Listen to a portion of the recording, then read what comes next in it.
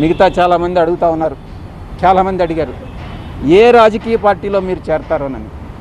బీజేపీలో చేరతారా, జనసేనలో చేరతారా, టీడీపీలో చేరతారా, వైఎస్ఆర్ కాంగ్రెస్ పార్టీకి తిరిగి వెళ్తారా అన్నటువంటిది. నేను ఒకటే చెప్తా ఉన్నా, ఏ పార్టీలో చేరేటటువంటి అవకాశం లేదు. నా రాజకీయ భవిష్యత్తు ఏందనేటటువంటిది నేనే చెప్తాను అని నేను మీ అందరికీ కూడా సవినయంగా నేను మనవి చేసుకుంటా ఉన్నా. ఇక మొన్న సాయి జర్నలిస్ట్ ఒకటి చెప్తా ఉన్నారు, సాయి జర్నలిస్ట్ సాయి,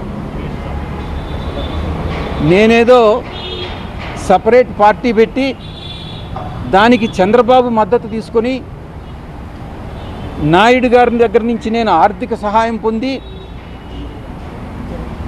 ఆయనలో ఒక భాగస్వామిని అయిపోతాను అని నేను ఒక ఆరోపణ చేశాడు. ఆయనకి ఎవరు చెప్పారో నాకైతే తెలియదు. ఈ జర్నలిస్ట్ సాయి స్వీయ పరిజ్ఞానాన్ని ఉపయోగించి ఈ జర్నలిస్ట్ సాయి అనేటటువంటి వ్యక్తి వైఎస్ఆర్సీపీ పేటిఎం బ్యాచ్ ఎవరికైతే మంత్లీ పే చేస్తున్నారో యూట్యూబ్ ఛానల్స్కి, దాంట్లో ఒక వ్యక్తి ఈ జర్నలిస్ట్ సాయి. నేను ఒక్కటే విజ్ఞప్తి చేస్తా ఉన్నా జర్నలిస్ట్ మిత్రులందరికీ, మీరు అనవసరంగా ఇన్ఫరెన్సెస్ డ్రా చేసుకోవద్దు. ఏదైనా ఉంటే నన్ను అడిగితే నేను నేరుగా చెప్తాను.